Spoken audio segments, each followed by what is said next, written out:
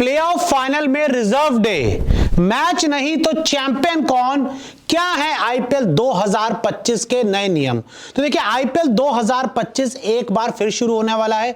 17 मई से बचे हुए जो लीग मुकाबले हैं वो खेले जाएंगे, लेकिन जो सबसे बड़ा सवाल यह है कि आपने जो नया शेड्यूल बनाया है क्या उसके हिसाब से प्लेऑफ फाइनल में रिजर्व डे है, और अगर फाइनल मैच नहीं होता तो चैंपियन कौन होगा, जानने के लिए रिपोर्ट देखिए। तो देखिए 29 मई से प्लेऑफ का आगाज हो रहा है। 27 मई तक जितने भी लीग मुकाबले हैं वो खेल लिए जाएंगे और 29 मई को जो प्लेऑफ है वो शुरू हो जाएगा। 29 मई को होगा क्वालिफायर 1। सबसे पहला जो प्लेऑफ में मैच होता है वो क्वालिफायर 1 होता है, जो 29 मई को खेला जाएगा। 30 मई को एलिमिनेटर मुकाबला होगा, यानी कि जो तीसरे और चौथे नंबर की टीम होगी पॉइंट्स टेबल में वो ये मुकाबला खेलेंगी और क्वालिफायर 1 मैचेस खेलेंगी, 1 और नंबर 2 वाली टीम।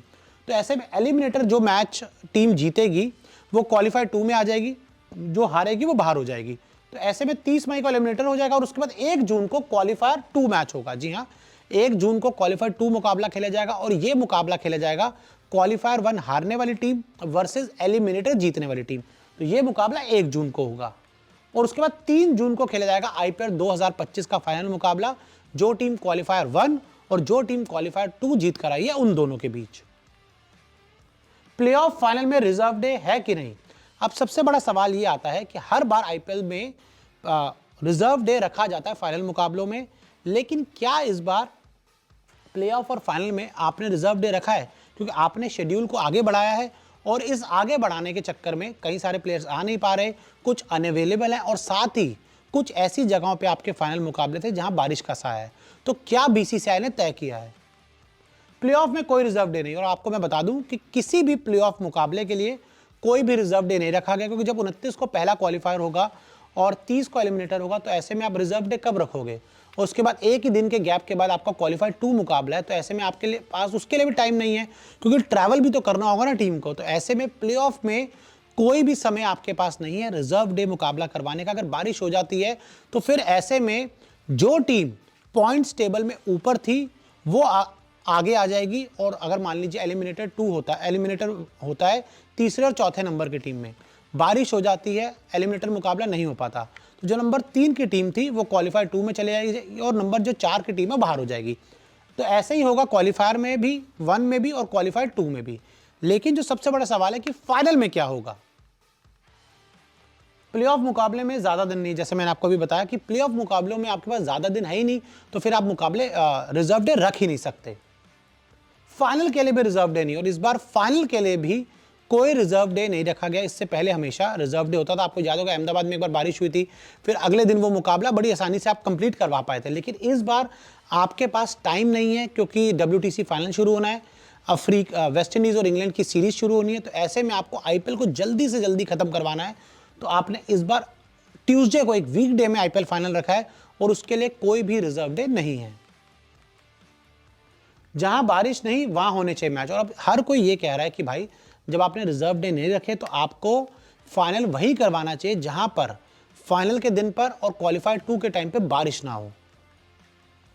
अब कोलकाता में जहां पहले रखा गया था फाइनल मुकाबला, क्योंकि केकेआर चैंपियन बनी थी, अब वहां पर जो 3 तारीख है भारी बारिश का अनुमान है। तो ऐसे में कोई मूर्ख ही होगा कि वो केकेआर कोलकाता में मैच करवाएगा, और वैसे भी केकेआर तो क्वालिफाई नहीं कर पाएगी। तो ऐसे में ईडन गार्डन में कोलकाता में आईपीएल का फाइनल मुकाबला रखने का कोई सेंस नहीं बनता। 25 तारीख को जो रखा गया था वो हो जाता तो हो जाता, लेकिन अब वो नहीं हो पाया, क्योंकि आपको सस्पेंड करना पड़ा 1 हफ्ते के लिए आईपीएल। और अब आईपीएल जब दोबारा शुरू हो रहा है तो आपको आईपीएल का जो टाइम है, ड्यूरेशन है, वो बढ़ गई है, और उस दौरान कोलकाता में भारी बारिश होगी, तो रिजर्व डे भी नहीं है। तो ऐसे में क्या होगा फिर। फाइनल हुआ रद्द तो ट्रॉफी होगी शेयर। अगर कोलकाता में मैच करवाते हैं, बारिश आ जाती है, मैच रद्द हो जाता है, तो दोनों ही टीमें सह विजेता बनेंगी। उसमें नहीं देखा जाएगा पॉइंट्स टेबल में कौन ऊपर था नीचे था। तो आप तो नहीं चाहेंगे ना कि यार ऐसे में इतने पूरा 2-2.5 महीने आईपीएल चलाओ और ट्रॉफी शेयर हो जाए। आप एक चैंपियन देखना चाहेंगे।